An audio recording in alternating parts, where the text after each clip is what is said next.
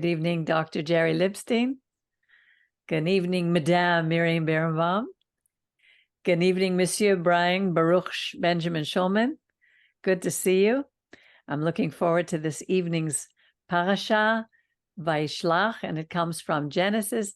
We started Genesis, Bereshit 32:4, and we're going to read through until 36:43, in case you want to follow our Haftarah is in Obadiah, but we're not going to read that tonight. So let's get to it because it's really, really an exciting portion. Let me share the screen. And what I'd like to do is here, let me go to Sefaria. Okay, Vayishlach. Jacob sent, it says malachim. The word malachim could either be messengers or it could be angels. But here in this context, it's messengers. He sent them ahead to his brother Esau in the land of Shear, the country of Edom. If you remember, Edom comes from the word red. He was red, a red-haired boy. And it's interesting because his character was very similar to King David's, who was also a redhead, also very fiery temper. His brother Jacob's brother Esau blew up and was so upset at what he had done because he had stolen his birthright and he had stolen his blessing. So he got upset, and he had every right to get upset. But here Jacob was on the way back. Just for context, Jacob took his 4 wives, and they're on the way back to the home of their parents, although Rebecca had died already. And they're going back to Isaac's home. So on the way back, he instructs these messengers as follows. He wants them to go to Esau to appease him. It says, "Thus shall you say to my lord Esau." You see, the word here, Adoni, can mean, it's like the House of Lords, in England. It could be a person who is highly esteemed. "Thus shall you say to my lord Esau, this is what your servant Jacob says. I remained with Lavan until now." Peggy? Yes. I think Adoni, it emphasizes the my, like my lord. Mm-hmm. Yes, it's my lord, but it doesn't mean God. What I mean, it's referring to a human being who is esteemed, who is held in his sight, like the House of Lords in England. They're not gods; they're men. That's what I meant. So here Jacob is saying, "I have acquired cattle and donkeys and sheep." This is what his messenger is supposed to say to Esau. "I have acquired cattle and donkey and sheep and male and female servants. And I send this message to my Lord in the hope of gaining favor." There is an expression in Hebrew called motzei chen be'enai. It's like pleasing to your eyes, favorable. I love that expression, motzei chen be'enai. We'll see it again a little later on. The messengers returned to Jacob saying, "We came to your brother Esau. He himself is coming to meet you, and his men number 400. So here Jacob must be shaken in his boots. He's not a warrior. And he's coming. Esau's coming to him with 400 of his men. So Jacob in his mind says, "Oh my goodness, I'm in big trouble," because he remembers he had to flee because of Esau's rage at what he had done. It says here, Jacob was really afraid. In his anxiety, he divided the people with him, the flocks and the herds and the camel, into 2 camps, thinking, if Esau comes to one camp and attacks it, the other camp may escape. So we see that Jacob is using his kepele. He's using his head. He's not just falling apart. He's going to make a plan. And so what does he do? And then Jacob said, and then the first thing he does is he prays. O God of my father Abraham and God of my father Isaac, O Yud He Vav He, O Lord my God, who said to me, return to your native land, and I will deal bountifully. The word here comes from etiv, etiva, from tov. I will do good to you. And this song, this verse here has become a song, and I sent it to everybody. It's Katonti Michol Hasadim Umikol Haemet Asher Asita Et Avdecha. I love this song. I am unworthy of all the kindness that you have so steadfastly shown your servant. With my staff alone, I crossed this Jordan, and now I have become two camps. You know, I'm always talking about the formulas that God sets down for future generations.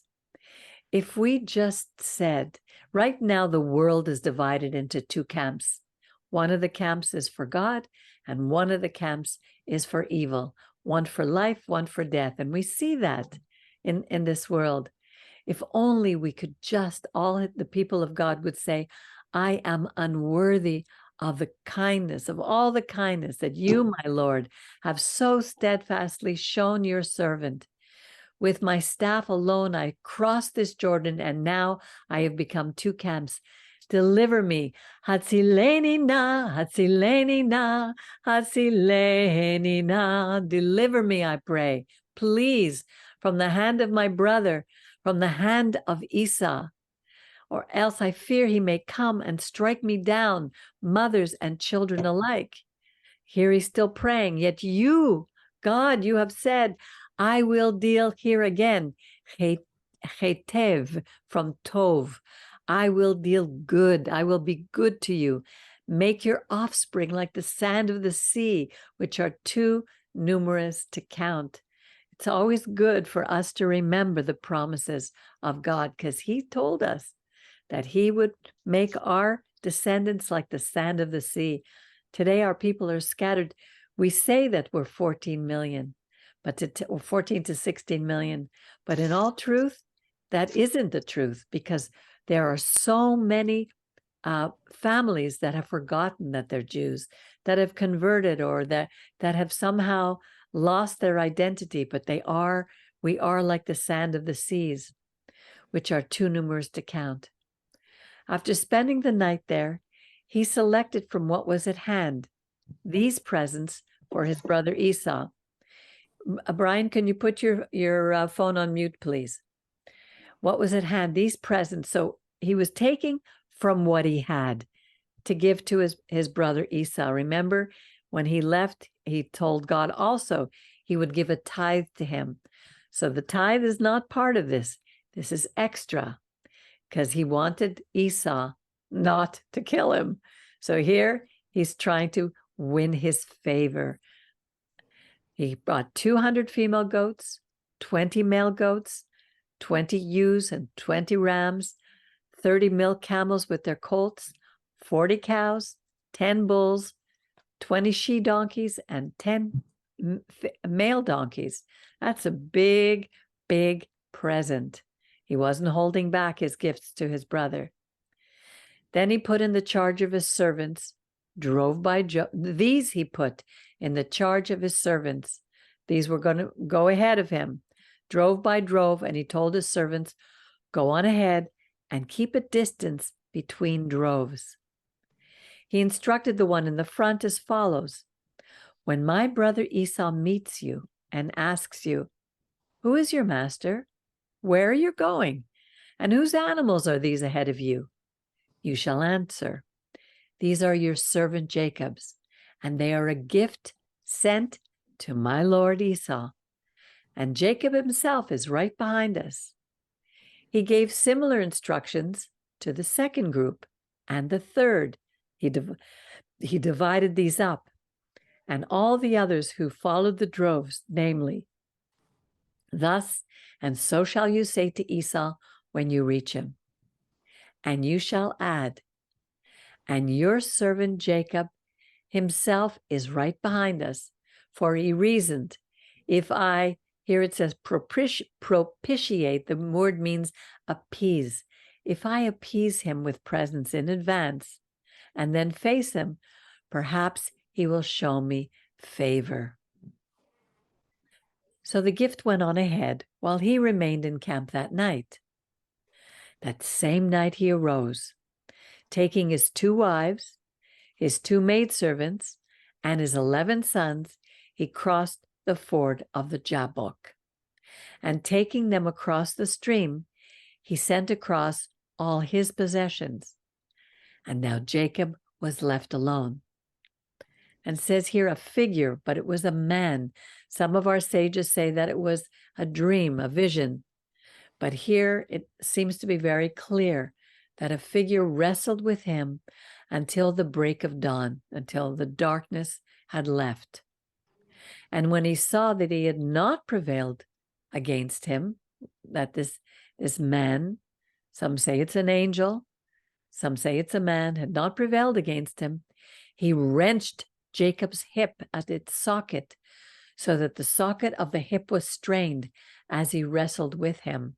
In other words, from now on, Jacob would walk with a limp. Then he said, "Let me go, for dawn is breaking." But he answered, this is Jacob answered, "I will not let you go unless you bless me." The other one said, "What is your name?" He replied, "Jacob." And he said, "Your name shall no longer be Jacob, but Israel, for you have striven, you fought with divine beings and human, and you have prevailed." Jacob asked, "Pray, tell me your name." But he said, "You must not ask my name." And so I was thinking of that. Why wouldn't he ask his name? Do you have any thoughts on that?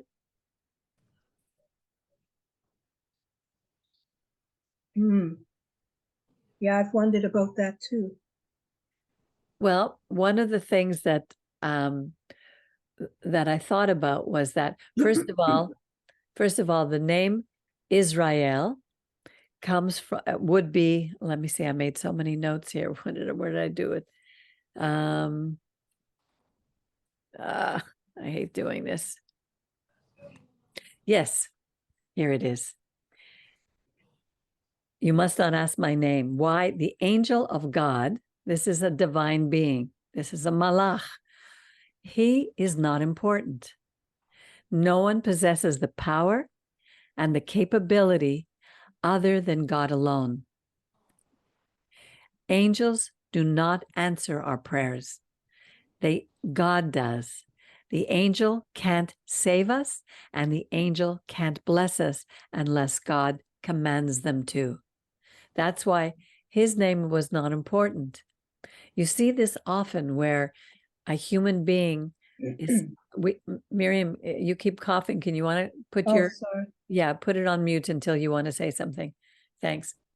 So the name of a human being is important but not ever higher than God. No name is higher than God. No one has the ability to heal. Nobody has power. And we see that when it says, "Not by strength, not by might, but by your spirit, says my Lord." And he took leave of him there. That's what I've gleaned from reading what some of the rabbis said about it. And that made perfect sense to me. So Jacob named the place Peniel. Just one thing, remember in the passages that, I think it's in the Messianic writings, New Testament, I'd read where one of the malachim or disciples was started to pray to an angel, and we're in danger of getting misled. So maybe that's another reason. Like, don't dwell on who I am. Exactly. I guess that's partly what you're saying. So even John the Baptist said, "I must decrease." Right. Yes, because we can't take credit as humans for what God does, and we keep wanting to do that. And we have a habit as humans to put people up on pedestals and make them into gods. There's only one God. Does that make sense to you? Yeah. Hello? Good. Yeah. Yes. Totally. The sun rose upon him as he passed Penuel. Here it says he named the place Peniel, and here it says Penuel, limping on his hip. And our rabbis say that the Yud and the Vav, Peni and the Vav, are interchangeable. That's why, but it's the same place. That's why the children of Israel to this day do not eat the thigh muscle that is on the socket of the hip, since Jacob's hip socket was wrenched at the thigh muscle. Sometimes we have traditions and we don't know where they come from. And I think that this is why Orthodox Jews do not eat, excuse me, filet mignon, because it comes from the hip socket. So looking up, Jacob saw Esau coming with a gang, a retinue of 400 men.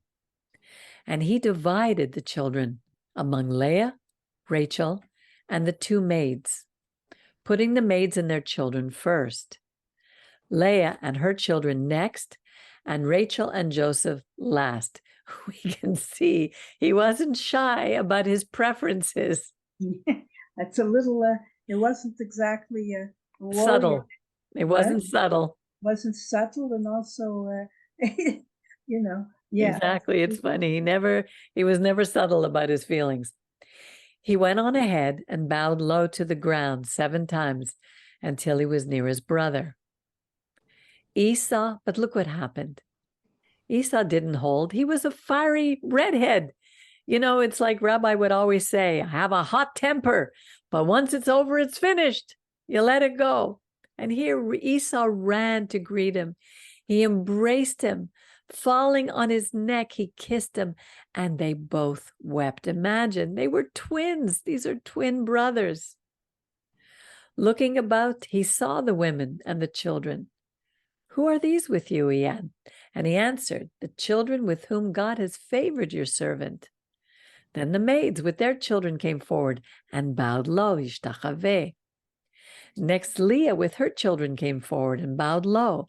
And last, Joseph and Rachel came forward and bowed low. And he asked, what do you mean by all this company which I have met? He answered, in other words, he was talking about all those droves that he sent ahead of him. He said, to gain my Lord's favor. Again, we see lemotzi chen be'enai. If you want to say, I want to please you, you say, motzi chen be'enai. Esau said, I have enough, my brother. Keep what you have. Let it be yours. And Jacob said, no, I beg you, if you would do me this favor, accept this gift from me. For to see your face is like seeing the face of God. See, God is the one who forgives. And here, it was like seeing Esau's face that he had forgiven him is like seeing the face of God.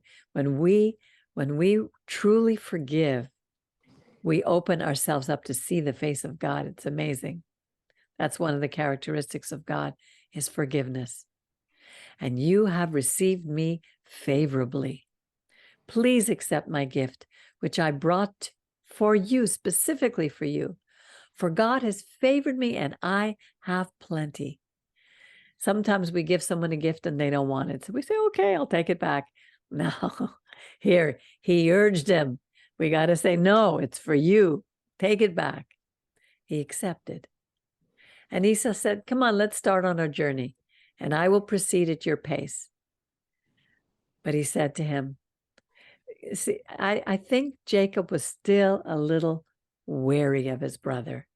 Didn't totally believe, that all this could be true.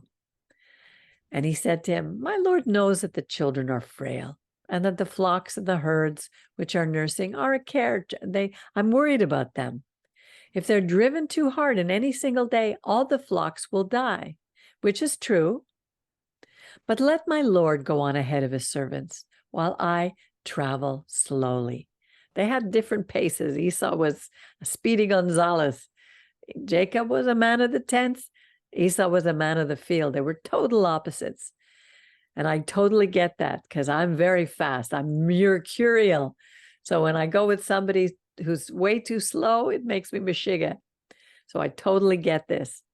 While I travel slowly at the pace of the cattle before me, and the pace of the children until I come to my Lord in Shear. They would meet up again later. Then Esau said, let me assign to you some of the people who are with me. So he wanted to leave some of the men to stay behind with him. And he said, oh no, my Lord is too kind to me. So Esau started back that day on his way to Shear. So Esau left. But Jacob journeyed on to Sukkot and built a house for himself and made stalls for his cattle. This is why the place is called Sukkot. Originally, the sukkahs, the early sukkahs were built, the sukkah was built for the cattle. Jacob arrived safely in the city of Shechem, which is in the land of Canaan, having come this far from Padam Aram, and he encamped in front of the city before he entered it. The parcel of land where he pitched his tent, listen carefully what he did. He purchased from the relatives of Hamor, Shechem's father, for 100 kesitas. I don't know what that is, but it's the money of the day. We always bought the land. When others say the land is theirs, it's right here in Testament. He purchased from the relatives of Hamor. And he set up an altar there and called it El Elohei Israel, God, the God of Israel. Now, Dinah, she was very innocent, very naive. Remember, she'd always been at home with her brothers, the only girl so far that we read about, although we understand that Jacob had more daughters. But Dinah, the daughter whom Leah had borne to Jacob, went out to visit the daughters of the land. Now, why she went out on her own, it doesn't say. But remember, Jacob wasn't as close to Leah or to the other maids as he was to Rachel. And the brothers were out in the fields. They were out hunting. So she wandered off alone. Shechem, the son of Hamor, the Hivite, chief of the country, now he was a prince. He saw her, took her, laid with her, and disgraced her. In other words, it wasn't a violent rape, but it wasn't one that she asked for. She wasn't looking for this man. He took her and he disgraced her, it says here. Now, Shechem was a prince, so she would have been afraid to say anything. And anybody else around would have been afraid to open their mouths because he was the son of the chief. Being strongly drawn to Dinah, the daughter of Jacob, and he fell in love with the maiden and he spoke to her tenderly. But let me tell you, the way he did it was definitely backwards. That's the customs of the people. They took what they wanted and they still do to today. We saw that even recently. So Shechem said to his father Hamor, "Get me this girl as a wife." And Jacob heard that he had defiled his daughter Dinah. But since his sons were in the field with his cattle, Jacob kept silent until they came home. He wasn't a warrior. He wasn't a fighter. What could he do against these people? So he had to wait till the sons came home. Then Shechem's father Hamor, the father, came out to Jacob to speak to him. Meanwhile, Jacob's sons heard the news, and they came in from the field. And these boys were upset, distressed, angry, because he had committed an outrage in Israel by lying with Jacob's daughter, a thing not to be done. And Hamor spoke with them, saying, my son Shechem longs for your daughter. Please give her to him in marriage. Intermarry with us. Give your daughters to us and take our daughters for yourself. This was something that God had told them not to do. You will dwell with us, and the land will be open before you. Settle, you can move about, you can acquire holdings in it. But he had something else in mind, which we'll see a little later. Then Shechem said to her father and brothers, do me this favor.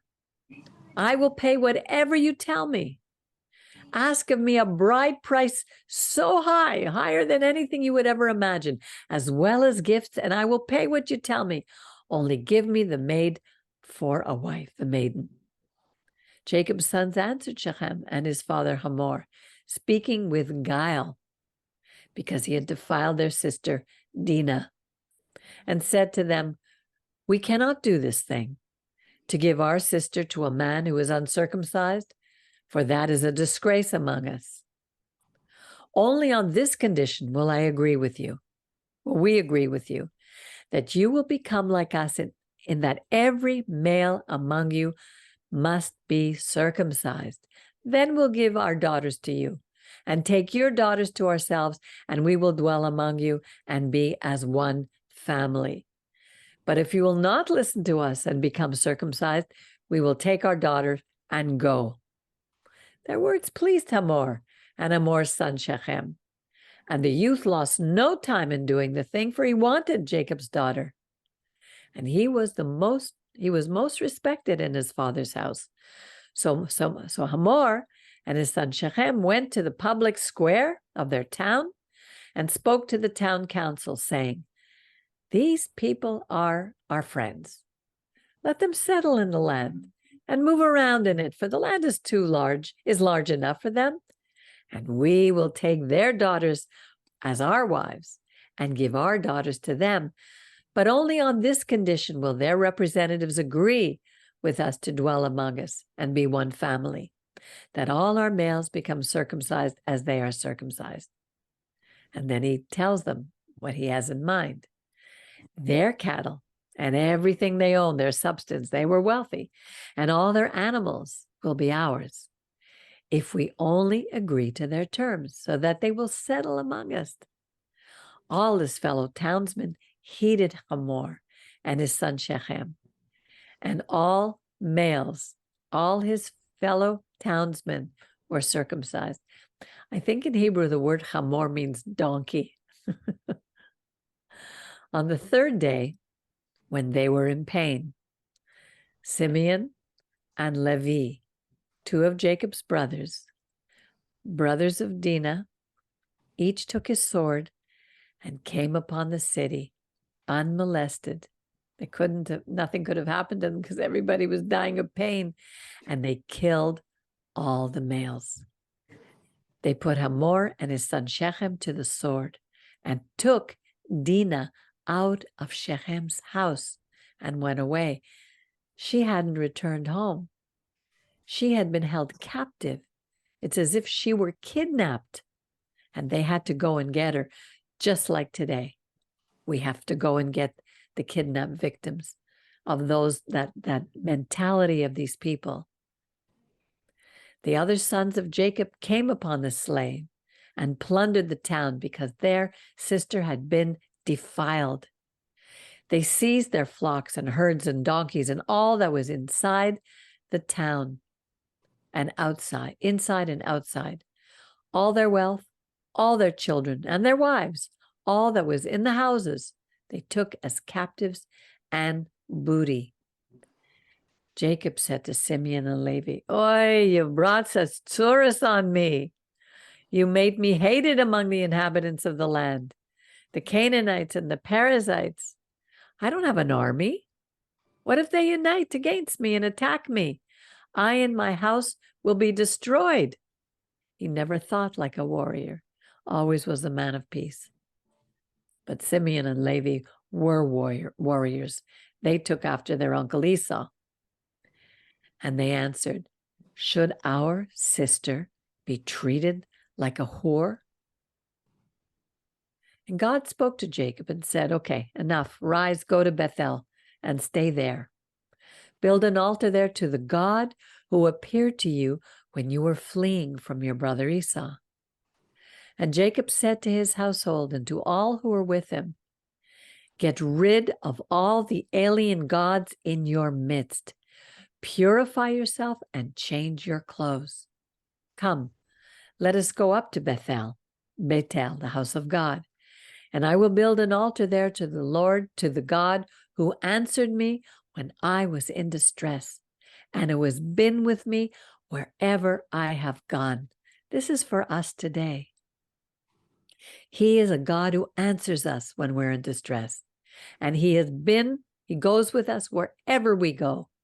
He is a God who hasn't changed since Abraham, Isaac, and Jacob. And the same promises that were made to them are for us. They gave to Jacob all the foreign gods, the alien gods that they had, and the rings that were in their ears.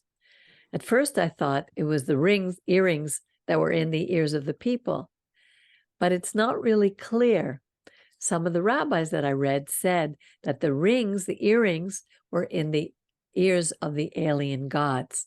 And it could make sense when you say they gave to Jacob, Tenu El Yaakov, et kol Elohei, all the gods, Hanekar, Asher Biyam, Bayadam, and Asher. We're in, but is Nahem. My Hebrew is terrible. God forgive me.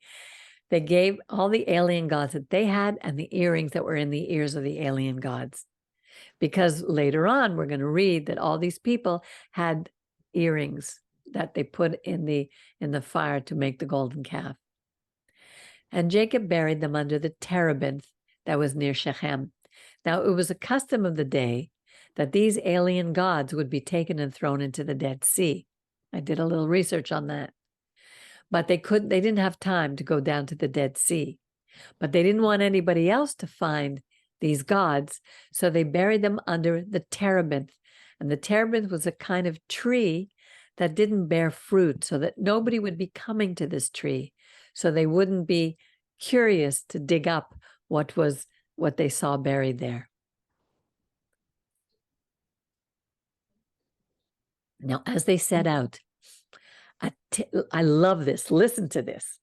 As they set out, a terror from God fell on the cities around so that they did not pursue the sons of Jacob. Now, don't we need that today? That wherever we go, the terror of God would fall upon all these cities around us. We need to pray for that. Thus, Jacob came to Luz, that is Bethel. Actually, there are stories of people who were so afraid that they run away because of a terror of God. We didn't do it. It wasn't the terror of the army. It wasn't the terror of Jacob. It was a terror of God. Love it. Even some people who've had, I always used to read about people's personal accounts on their journey with they're coming to God or to know something much bigger than themselves, of God of the universe. And a lot of these stories said that they felt terrified at one point, not because just because of the hugeness of the encounter. Remember, I used to talk to this woman a lot, and she said she remembers particularly one experience that she had of God, as if the hugeness of God. At first she felt very scared. You know, to me, it's not a unbelievable thing. No, I've heard of that, of people who've had encounter with angels, and the fear that came across them. But it's not a fear of. It's not a fear like in wartime, or fear of being killed or terrorized. It's a fear of something that is so beyond. But that's not the terror that was happening here, Miriam. Sorry? It's not the terror that was happening here. A terror from No, God no, this fell is upon happening the to the cities enemy. around him. No, I know that. Yeah, this is different. It's Yeah, not I the understand. same thing. It's No. true. Not Yeah. this, but it just reminds me of just anyway. Yeah. Right. So Jacob came to Luz, that is Bethel, in the land of Canaan. We read that before, how the city of Luz was changed to the name of Bethel when Jacob was there before. So now he's back in Luz, in the land of Canaan. He and all the people are with him. And there he built an altar, and he named the site El Bethel, God, the house of God, for it was there that God had been revealed to him when he was first fleeing from his brother.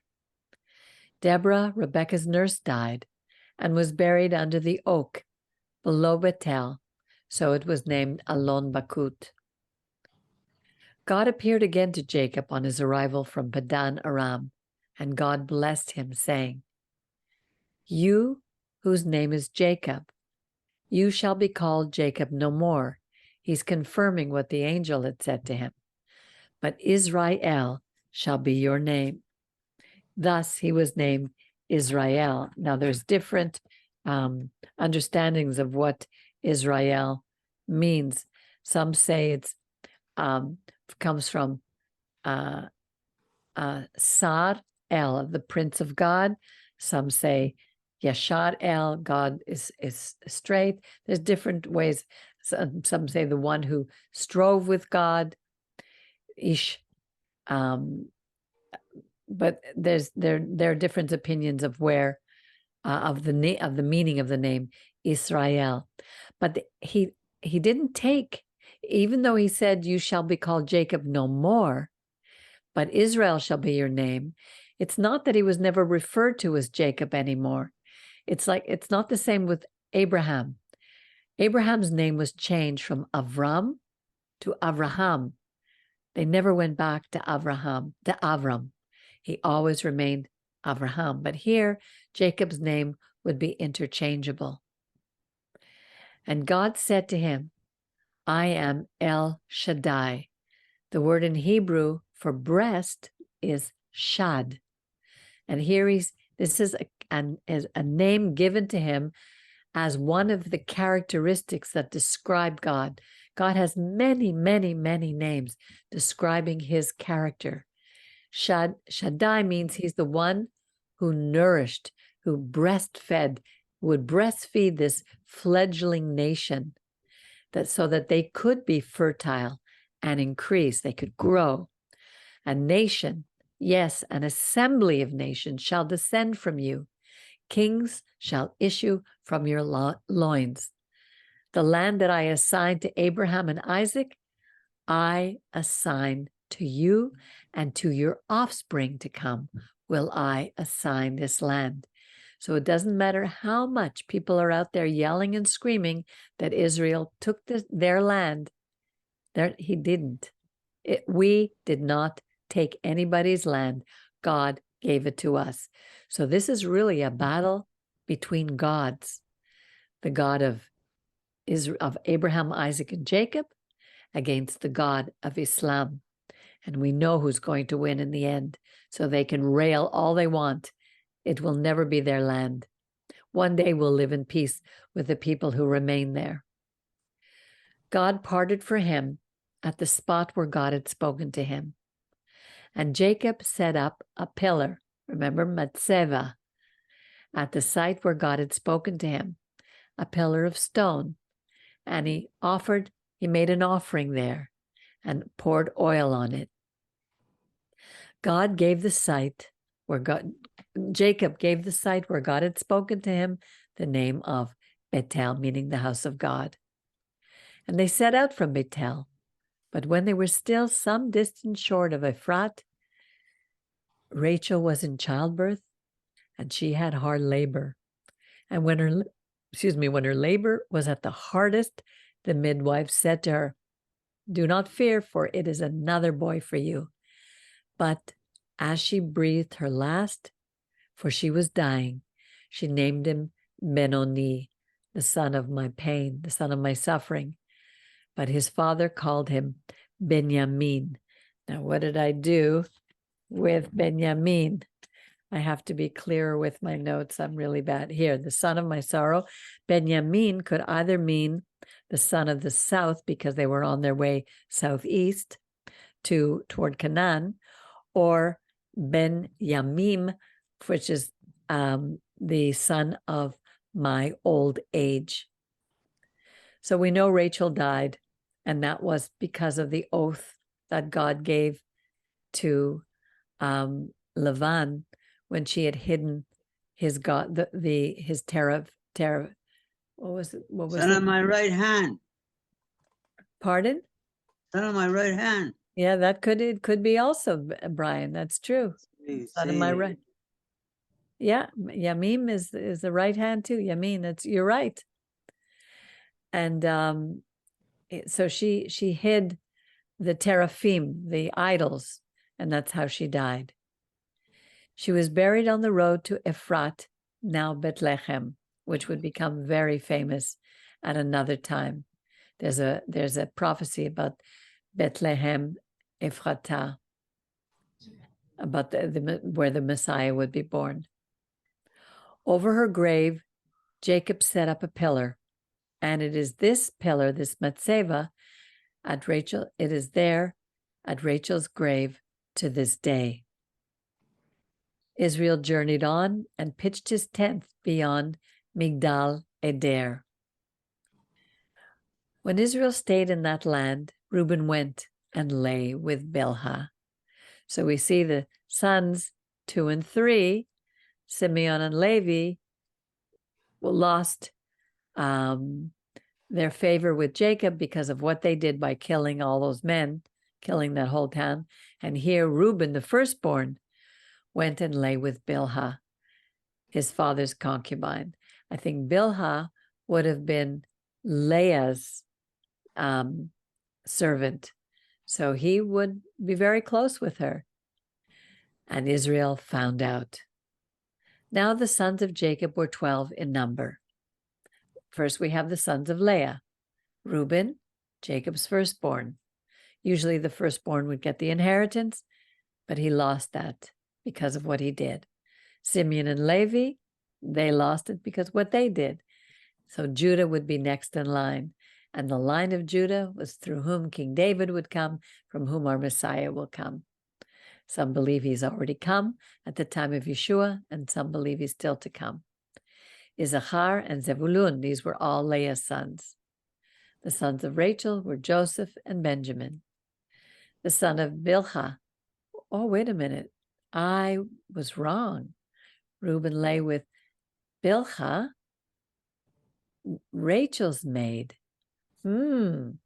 What was he saying that way? He was saying, oh yeah, you love Rachel more than my mother Leah?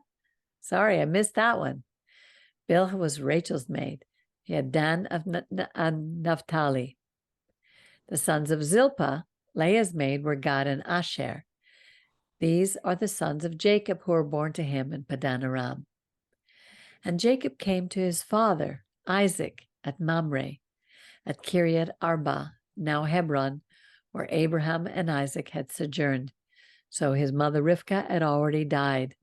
And Isaac, it's funny because the oath, when Esau lost his temper, he said, when my father dies, that's when I'll kill Jacob. Well, Isaac was still alive. He died, I think, at 180 or 190. But Rebecca was the one who died. Oh, here, Isaac was 180 years old when he breathed his last and died.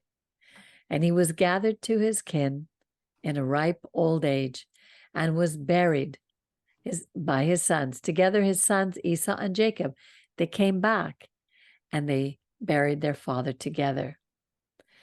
So we see, remember Esau, when he was upset at all this that had happened, he ran out and he married first, I think, a Canaanite, and then he married another from the tribes in his area.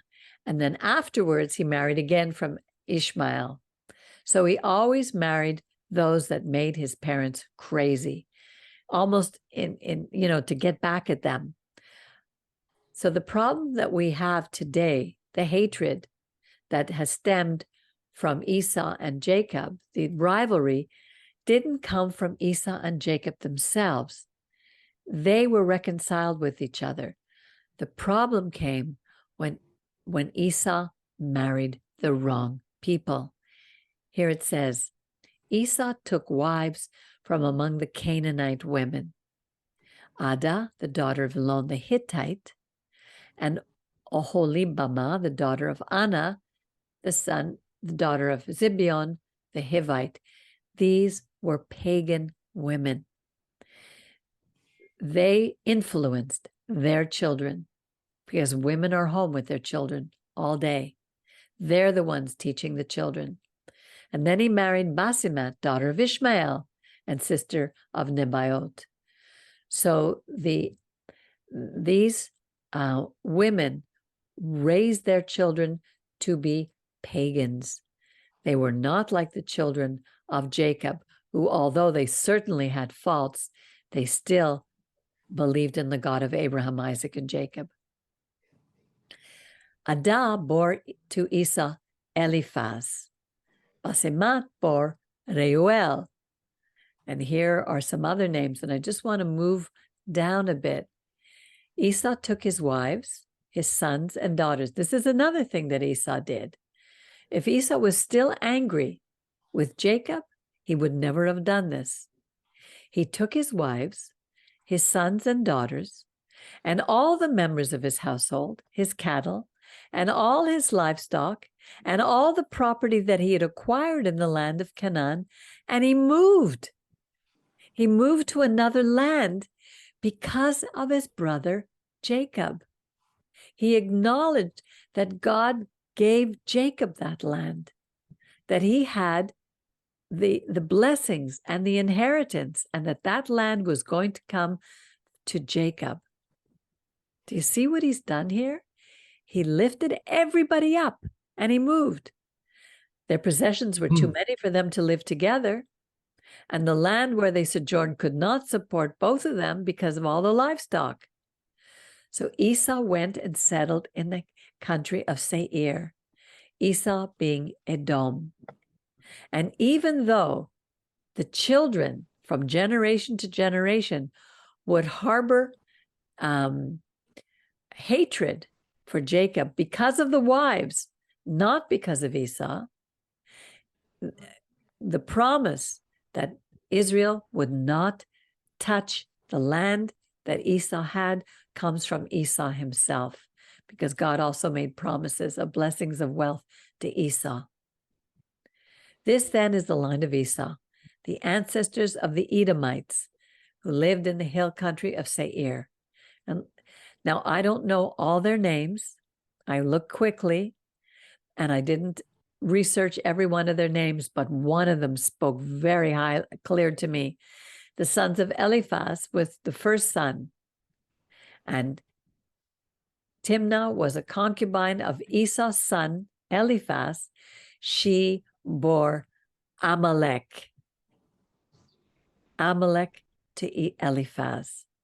The spirit of Amalek was the first tribe to come against Israel when we were leaving Mount Sinai, and they attacked us from the rear. They killed babies, children, the sick, the elderly, just like we just recently saw in Gaza.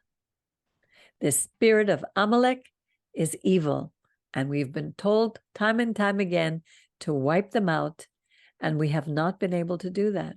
Saul was told very clearly, King Saul, to kill them, all of them, including the wives, the children, the women, the animals, everything. And it sounded terrible to all the liberals, the progressive liberals of the day, like King Saul. And because of them, we still have the Amalekites today. And then we continue to read all these other names, which I will not read because they don't mean anything to me. I did not do a study on them. but you can definitely read them on your own. These were the sons of Esau, that is Edom, and those of their clans. And then there were others, Shear, the Horites. These are all became our future enemies, sadly enough, because none of these followed the God of Abraham, Isaac, and Jacob. Let me see. Let me continue to go down. When Husham died, Hadad of Bedad, who defeated the Midianites. Midian were also relatives of Moses. Remember, he married a Midianite, but they also became enemies. In the country of Moab, the Moabites have been our enemies. We have made many enemies over the years because of things we have and have not done. Let me just continue here, see if there's anything else. No. So these are the clans of Edom, that is of Esau, the father of the Edomites, by their settlements in the land which they hold. Was Ruth Moabitess? Ruth was a Moabitess, which shows that there is redemption for our enemies as well. There are people right now who have become like this man, this young man who's called the son of Hamas. He has left Hamas and he has joined to work with Israel. He's become a Christian, but he is definitely no longer a son of Hamas. And we can be very grateful for that.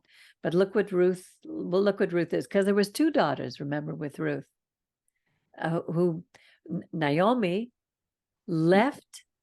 Naomi and her husband, Elimelech, left Israel, and they went to Moab, even though they were told, never go down to Moab.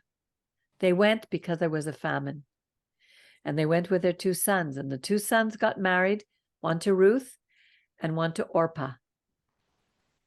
And the two sons died, and Ruth and Naomi said, "Listen." And her husband first the husband died, and then the two sons died.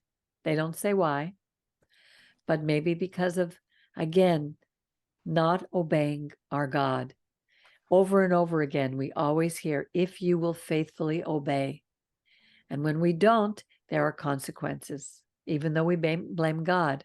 I said in my message last week that we have at the most street corners, they have a red light or a stop sign.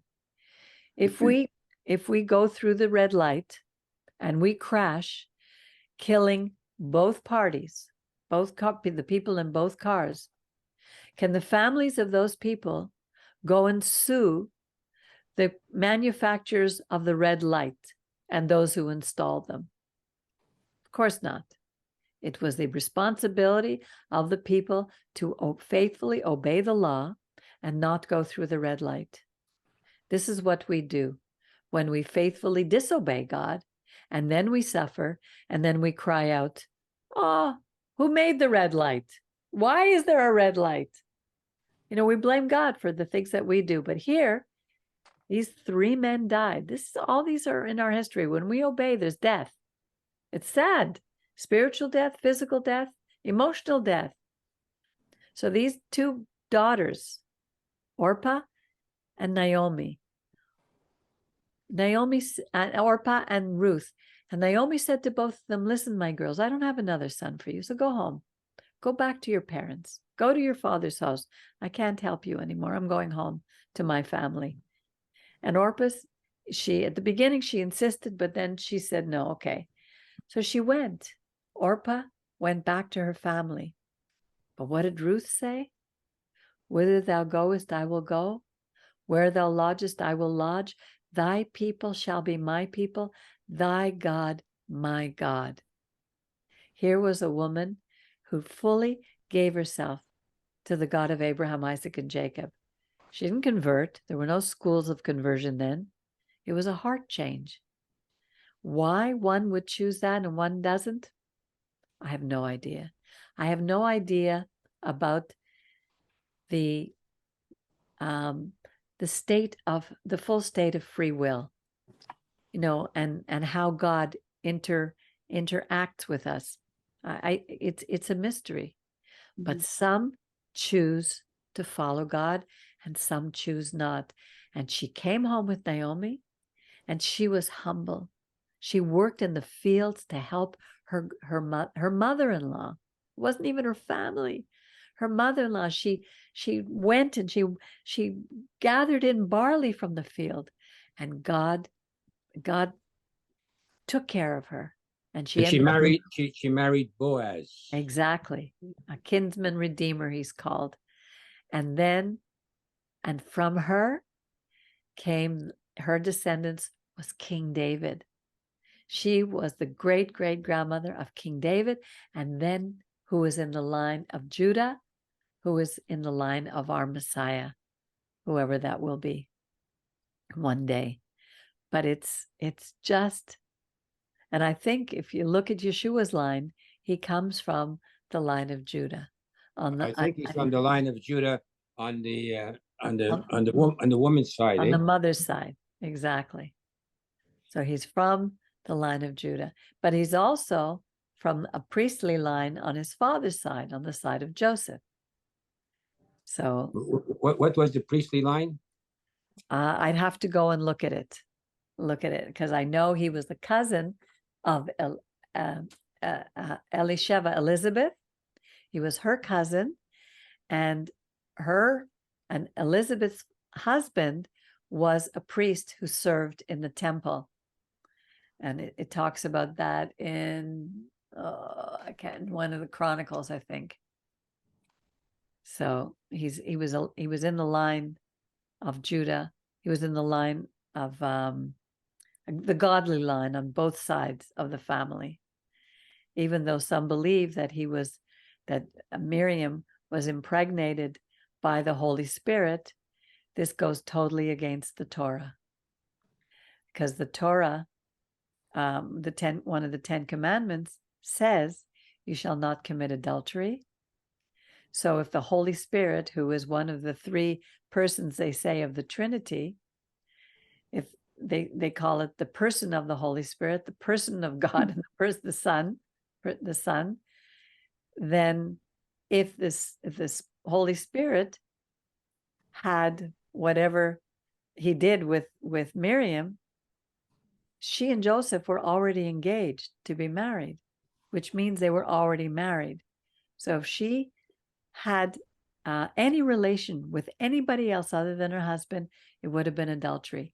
God would never have done that, not to bring in a leader, a rabbi like Yeshua into this world, because he had a very important role. And his role was to bring us back to the Torah of Moses, to the Torah that he was given, that Moses brought from Mount Sinai.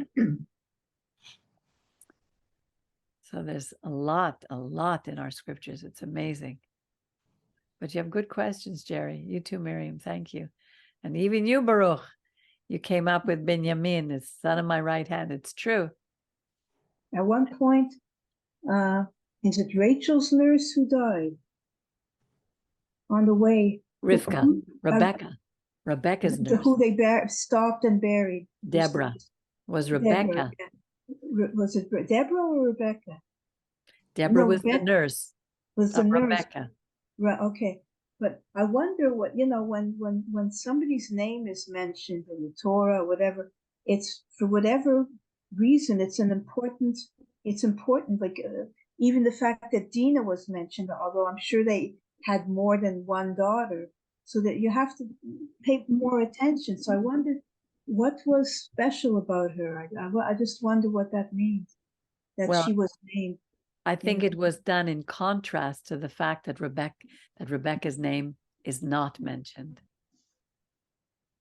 It's a blaring, to me, it's a blaring pointing out why we didn't hear about Rebecca's death, because of what Rebecca had done. Hiding the idol. No, that's Rachel. Rebecca. Oh, the deception of Jacob. When Jacob said to her, listen, I don't want to do this. Right. I don't want to deceive my father. I don't want to say I'm Esau. I will incur a curse on me. And Rebecca said, let the curse be upon me. Right. So when we speak words like this, we don't realize the power of the living word. The whole Bible is called the living word. So we have to be very, very careful when we make an oath. That's why there's a whole chapter given in the Torah against making oaths. Even Yeshua said,